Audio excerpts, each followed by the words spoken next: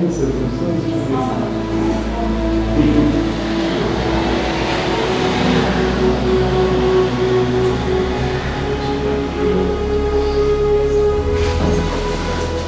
vsi zbrani, predlagam, da začnemo z današnjo novinarsko konferenco. Ob koncu boste dobili en tudi kratek zapisnik tega, kar nam nameravam zdaj povedati. Najprej pa seveda ena pristna moravška dobrodošlica v naši prelepi dolini. Žal je priložnost, za katero smo se dobili malo manj žlahtne narave, ampak evo, tudi to človek v življenju doživi. Morda bi v začetku najprej čist na kratko povedal ali pa pojasnil to, kaj se je pravzaprav zgodilo. V četrtek, 28. maja, mi je bila ob 6:02 odvzeta prostost. Tega dne sem 15 ur zdržama v obdelavi kriminalistov, vmes so razdrli zdaj že to slavno mojo kuhinjo in odvetnik je tudi preprečil, da bi še izkopali dvorišče in odnesli tlakovce. Ta dan zvečer sem odpeljan v center za pridržanje v Moste, v celico s pomanjkljivimi, bom rekel, higienskimi in humanitarnimi pogoji, če sem zelo blag. Tam sem potem tudi po noči doživel napad tesnobe. Zdravnik je prispel v celico po 3 urah čakanja, že kar moje malo agonije, in ob 00:52 je ugotovil, tlele imam dokument, da imam, piše, diagnoza anksioznost, dal mi je pomirjevala, apaurin, tako da sem potem za pomirjeval lahko zaspal. V petek, 29. maja, naslednji dan, sem v celici zaprt ves dan. Vse to, kar govorim in kar naprej govoril, morate vedeti, se nanaša na človeka, ki nima dokazane nobene krivde, ki nima nobene polnomočne obsodbe, ki je pravno gledano nedolžen, ampak dobiš takoj policijsko kartoteko, poznate to znamenito slikanje s profila in naprej pa seveda prstne odtise daš in podobno. Zvečer ob 5. popoldne tega dne sem vklenjen, odpeljan na okrožno sodišče v Ljubljani, v policijskem vozilu, kjer je zadaj prostora malo več kot 1x1 meter, v temi, pri 40 stopinjah Celzija in vklenjen. In ko stopim pred dežurno preiskovalno sodnico, mi odredi, da po prvih 48 ur pridržanja sledi še 48 ur novih pridržanja, zato da lahko prebere zapleteno odredbo in ovadbo. Moje zdravje potem spet na preizkušnji, ko me na podobno nehuman način prepeljejo na sodno pridržanje v zavod za prestajanje kazni zapora, po domače na Povšetovo. Tu me odvedejo manjšo zaporniško sobo, kjer so že bivali 3 zaporniki. Paznik mi ob tem pove, da imam zdaj čast, da sem v družbi profesionalnih kriminalcev. Zato ne bom krivil ne kriminalistov, ne paznikov, ne policistov, ampak kriva je dosedanja politika, ker stvari doslej ni uredila v skladu z evropsko zakonodajo in tudi humanizirala postopke, ki bi jih lahko uredila drugače. Tako kot bral sem zakon o kazenskem postopku in tam dr. Miha Šepec v uvodnih pojasnilih lepo pove, pa bom kar citiral, glede osumljenca, kajti to je status, ki sem ga takrat imel.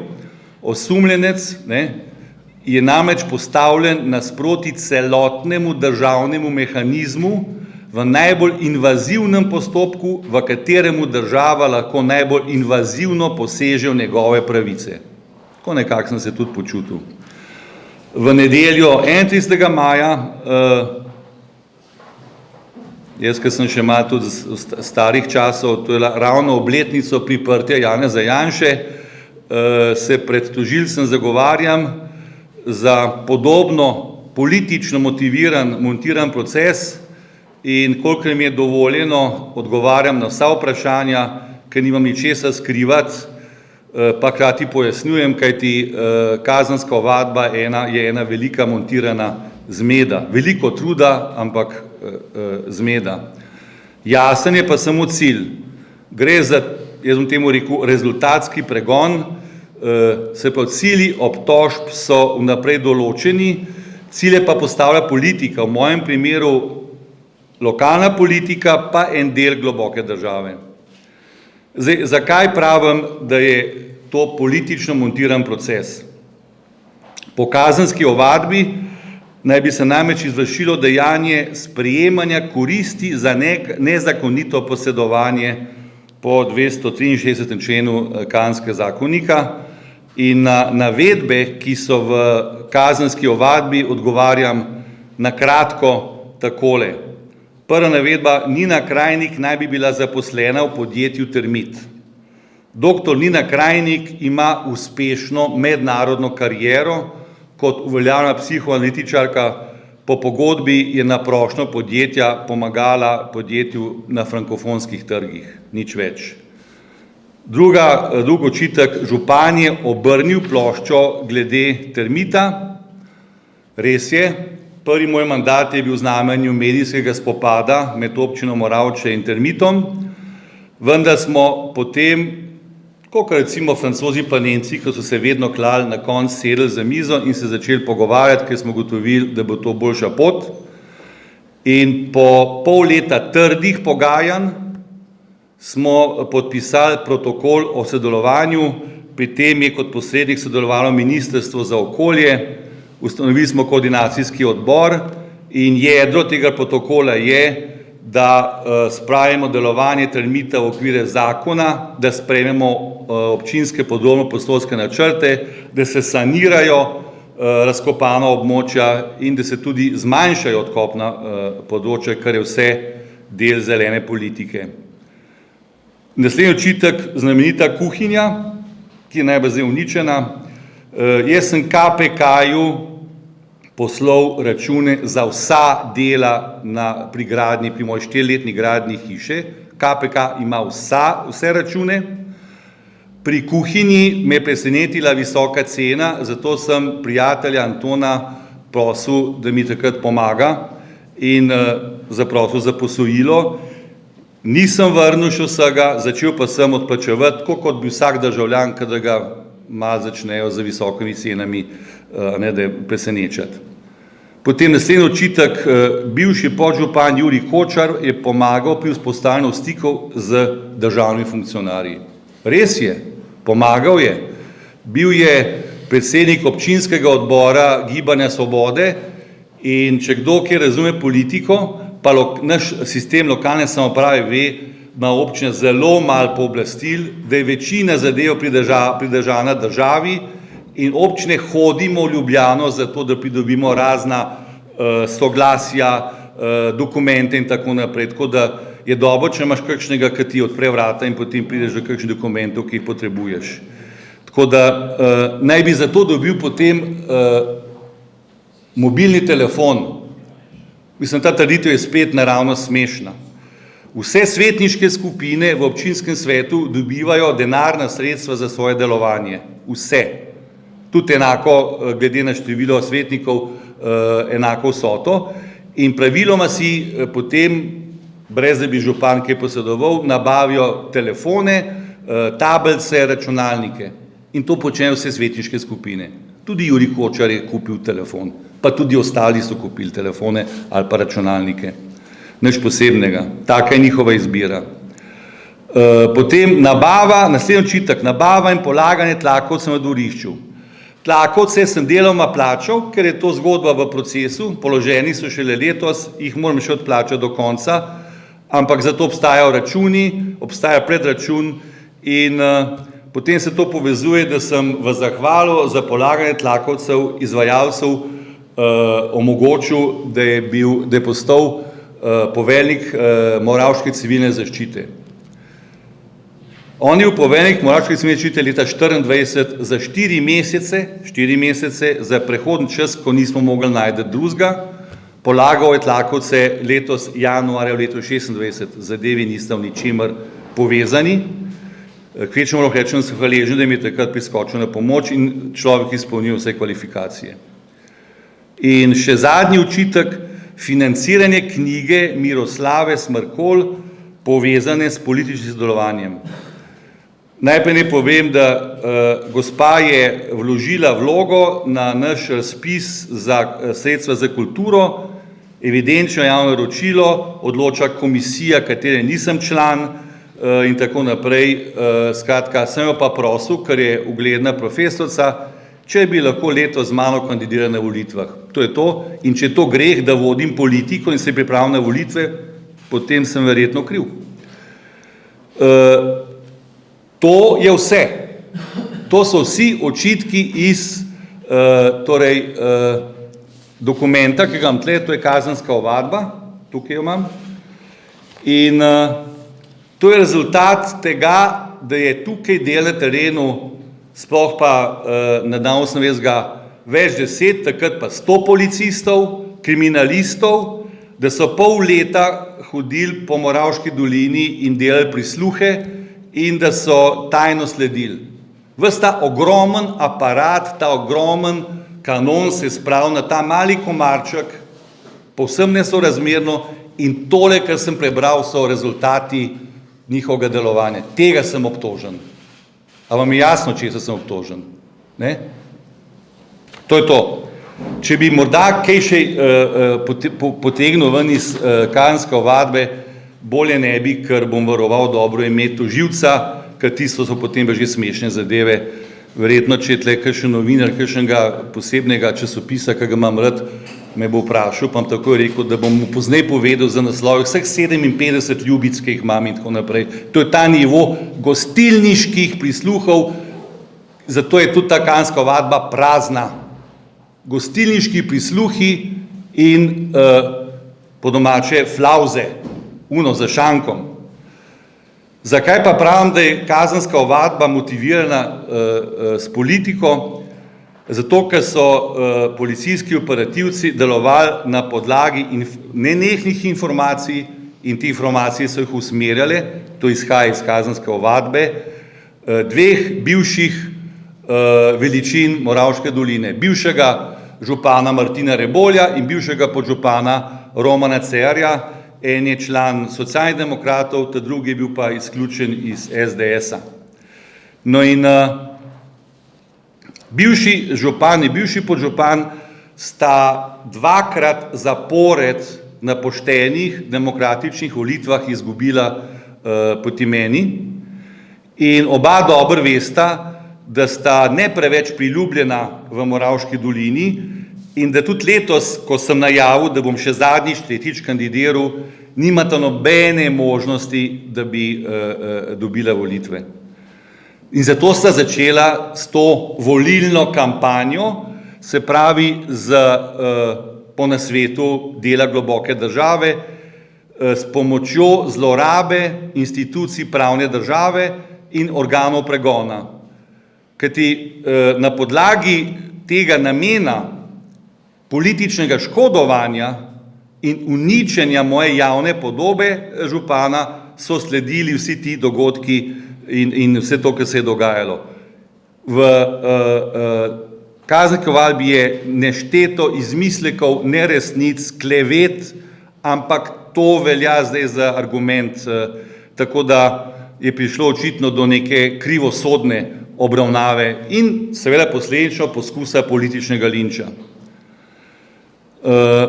Zdaj, če zaključim, ne bo ena zadeva povsem kristalno jasna. Z vso svojo odgovornostjo trdim, da nisem storil nobenega očitanega kazenskega dejanja. In to kanem na sodišču tudi dokazati. Ne odobravam korupcije, občino Moravče sem vodil v skladu z zakoni, vsi postopki so vodeni na način evidenčnih javnih naročil, odločilno vlogo je vedno imela stroka, se pravi občinska uprava, ki jo vodi direktorica. Zato tudi imamo uspehe. Moravška občina se v zadnjih letih razvija veliko hitreje kot ostali del Republike Slovenije. Imamo zaradi podpisanih protokolov bolj zdravo okolje, imamo novo šolo, novo športno dvorano, nov dom starejših občanov, ki bo kmalu odprt, novo lekarno, novo čistilno napravo, novo filtrirano napravo, po občini položena nova optika. Za obnovo Trškega jedra smo pravkar dobili novih 1.150.000 evrov evropskih sredstev in bomo lahko obnovili to zgodovinsko jedro Moravč. Samo v zadnjem mandatu, v zadnjih 4 letih je občina Moravče, se pravi moja ekipa, pridobila prek 25 milijonov evropskih in državnih sredstev. Zdaj pa, če si vi predstavljate, da je naš proračun 7 milijonov letno, to pomeni, da smo približno še 7 milijonov vsako leto pridobili evropskih sredstev. To je enako, kot če bi recimo, da je naš slovenski državni proračun, ne vem koliko je zdaj, 18 milijard, kot da bi Slovenija bila toliko uspešna, da bi izčrpali iz Bruslja še 18 milijard evrov. No, potem se ne pa primerjajo, kdo je tukaj uspešno vodil razvojno politiko. Za sabo imam trdno koalicijo v občinskem svetu in bom rekel, da me pa še posebej boli, da sta se obadva in Rebolj in Roman Cerar lotila, pa potem seveda posledično represivni organi, delovnih, prijaznih, poštenih ljudi v Moravški dolini. Tle se bere tale kanska ovadba kot kdo je kdo v Moravčah. Vsi pomembni, vidni moravški gospodarstveniki, poslovneži, obrtniki in tako naprej so inkriminirani, zato ker se pač družijo najbolj z mano in tako naprej. Lokalna skupnost je v tem trenutku onesposobljena s tem hudim udarcem, kajti vzeti so nam računalniki, vzeti so nam mobilni telefoni, skratka začenjamo z neke nulte točke. Obadva, bivši župan in bivši podžupan, sta svojo politično zaroto pravzaprav se spravila na konec še našega spoštovanega in cenjenega župnika Kancijana Čižmana. Tudi on je obtožen korupcije. Mislim, da je že povedal, po moje tisto, da Bog jim odpusti, saj ne veste, kaj delata. In zadnja beseda, pozivam vlado Republike Slovenije, da reformira institucije pravne države, da odstrani te poganjke krivosodnega sistema in tudi, da humanizira sistem pridržanja ter pripora za osumljence, ki jim ni ničesar dokazanega, da jih ne trpa v zapor s kriminalci. In ker sem vam predstavil tudi svojo lastno travmatično izkušnjo, to velja za vse nas. To pomeni, da vsak državljan, državljanka Slovenije ni pravno varen v tej državi. Včasih je dovolj samo kakšen nedolžen pogovor, pa si že inkriminiran. Moj podžupan recimo se nahaja v kazenski ovadbi zato, ker je imel v posesti 10 bikovih jajc in ker je skuhal golaž za srečanje našega poslovnega kluba. Toliko daleč grejo te bizarne navedbe v kazenski ovadbi. No in bom rekel, fino bi bilo, da bi enkrat država pomislila, kako na zatožno klop postaviti te nekaznovane nosilce krivih ovadb, ki grejo vedno mimo, ki vedno vlagajo nove krive ovadbe in padajo in vstajajo dalje. Eni so osmislili življenje s to dejavnostjo. In čisto zadnji stavek, tako sam pa sebi razmišljam, ker se pravim, jaz sem dolg časa v politiki pa v podobnih dejavnostih zraven in kot poslanec, in kot državni sekretar, in kot veleposlanik, in kot profesor na Fakulteti za družbene vede. Bom rekel, razmišljam, da je mogoče pa spet čas, da tako kot leta 1988 ustanovimo en odbor za varstvo človekovih pravic 2.0, ki nas bo zdaj branil pred takimi dogodki, ki so se dogajali v teh dneh. Evo, jaz bom s tem zaključil, pa bom vzel kakšno vaše vprašanje, če kdo želi kaj poprašati. Drugače sem pa, kot povedal, vam bo zdajle moja sodelavka razdelila, se lahko kar začnemo, razdelila to, kar sem povedal nekako bolj v pisni obliki, da si boste lahko pomagali. Prosim, kdo želi kaj vprašati? Gospod Balažič, vprašanje in sicer glede svetnika Hočarja, kakšna vrata je odpiral, kaj ste bi od njega pričakovali, rekli ste funkcionarja, ne, kaj pravzaprav je bila torej tukaj moravška obvoznica, kakšna dokumentacija v zvezi s tem, je torej govorite o ministrici Bratušek, skratka, kako je to potekalo? Ja, tle sta dve zadevi, ena je seveda ta, da je poskušal priti v stik z Ministrstvom za okolje, z državnim sekretarjem Gajškom in z njim smo imeli 26. marca potem na tej podlagi en zelo dober sestank, ker smo ugotovili, da je treba odkopno področje termita zmanjšati, da zavarujemo Moravško dolino in tudi sicer dvigati standarde zaščite okolja. Tle smo uspeli in upamo, da bo tudi zdaj ta stvar tako naprej šla.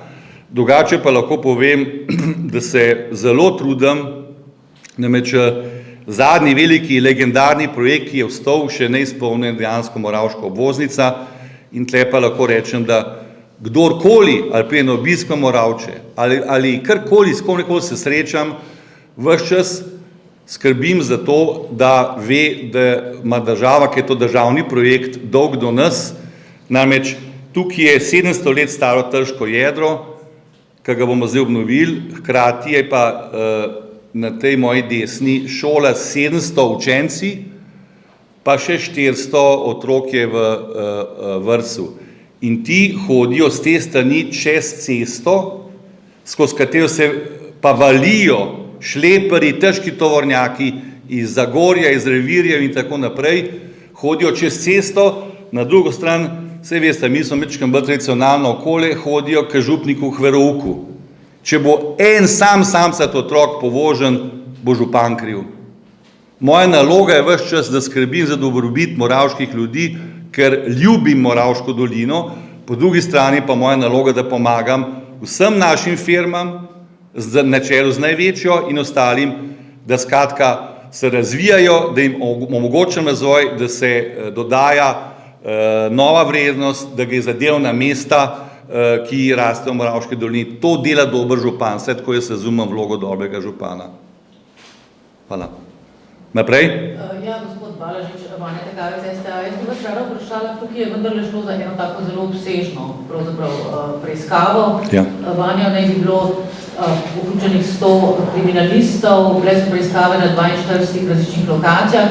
Lahko poveste, morda, a so tudi preiskave na občini, a so kaj zasegli, ste predali kakšno dokumentacijo, morda tudi glede te vaše kuhinje pravzaprav, ko pravite odmontirali, a je bil na podlagi česa, je bil to kakšen dokument, a je vaš odvetnik v zvezi s tem kakšno prijavo vložil, pa kako si dejansko predstavljate, da gre zdaj za tako obsežne preiskave?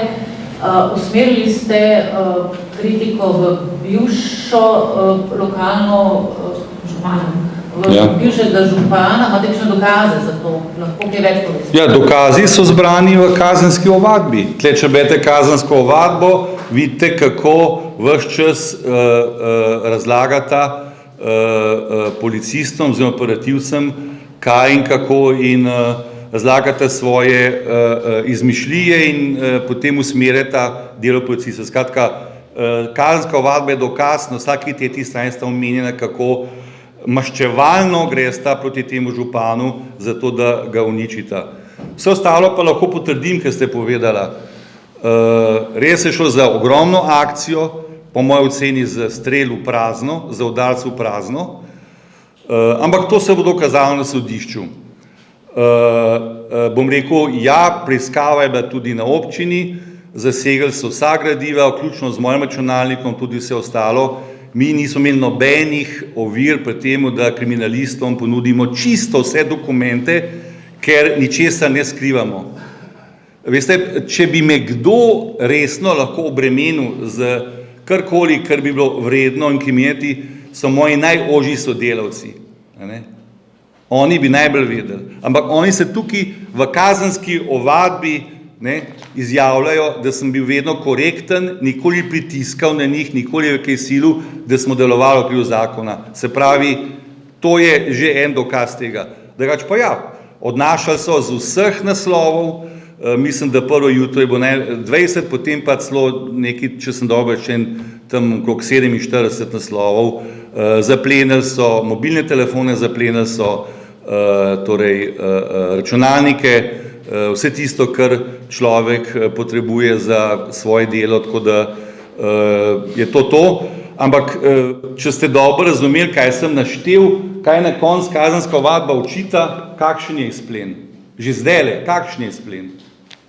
Mislim, neke čudne zgodbe o temu, kdo je, mislim, 10 bikovih jajc, pa golaž, pa doktor Nina Krajnik, ki itak potuje po svetu in jo imajo tam ljudje zelo v čislih, ker je izjemna psihoanalitičarka.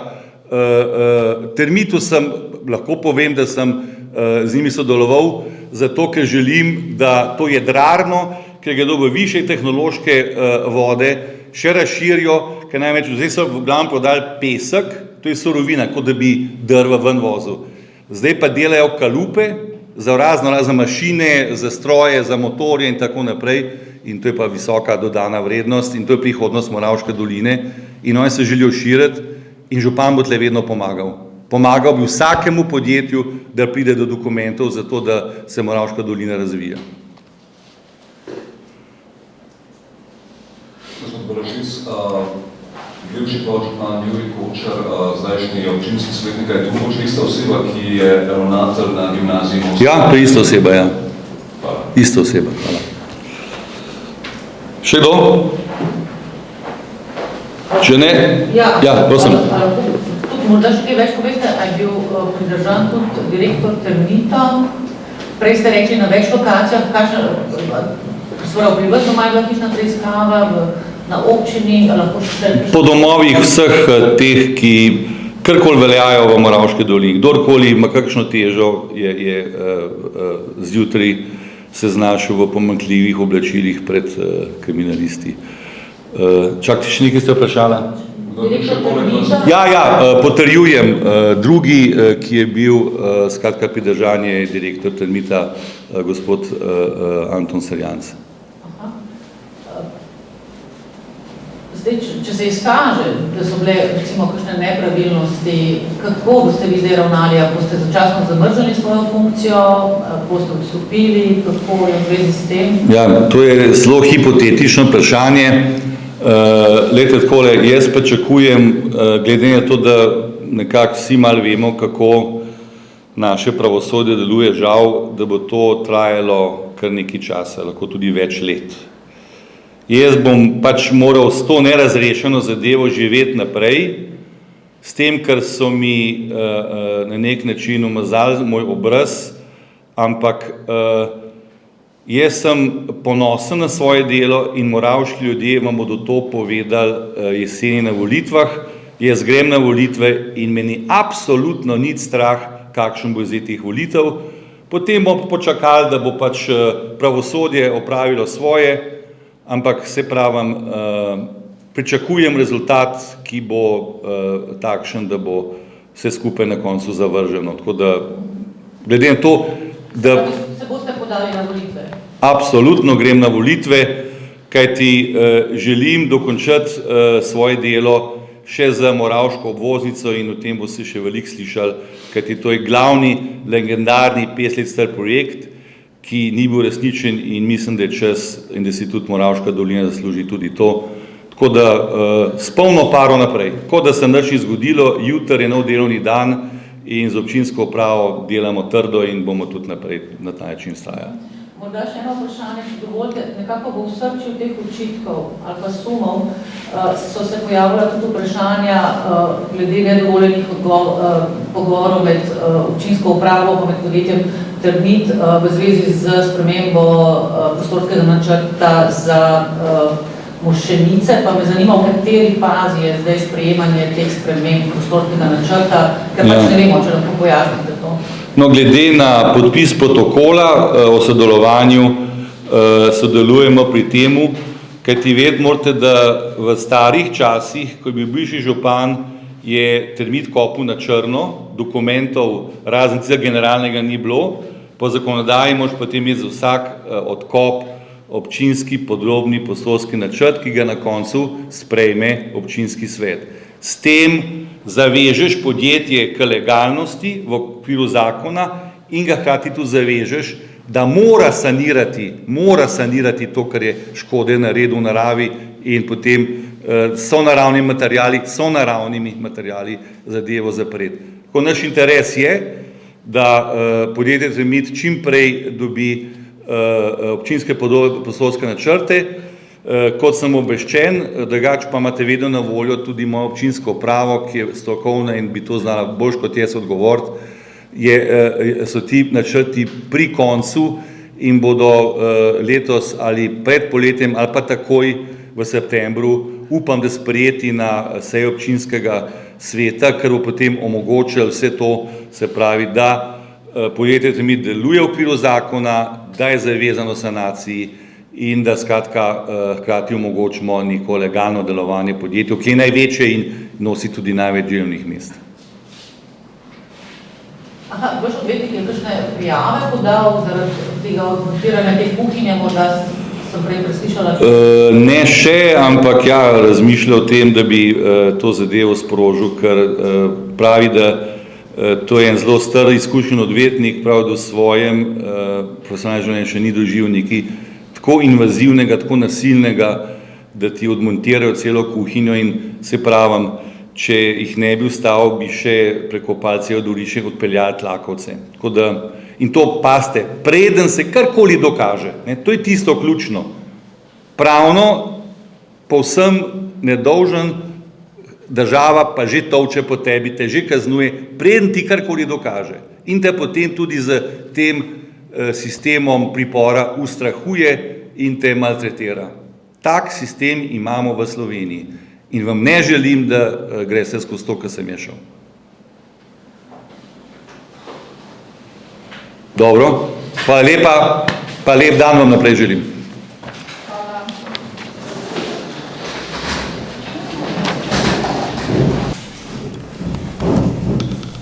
To je to.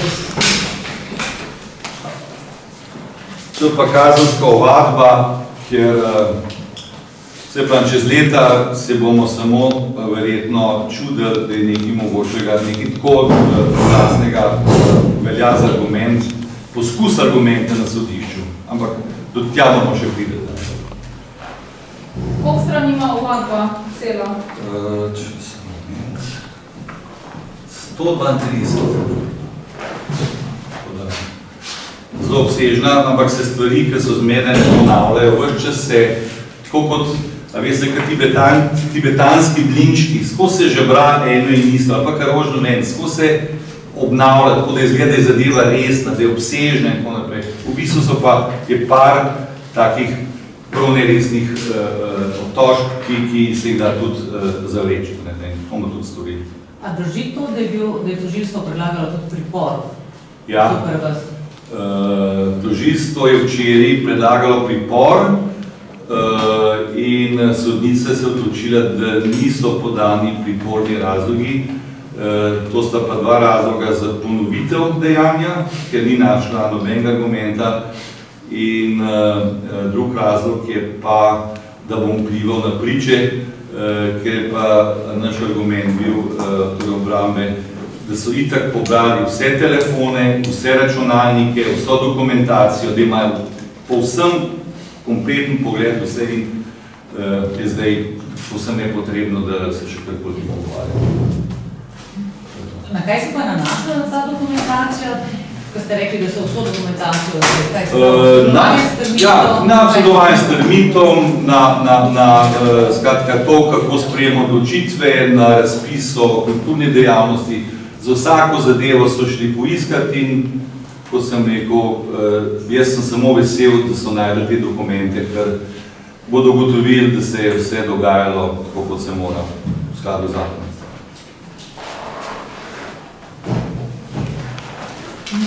Dobro.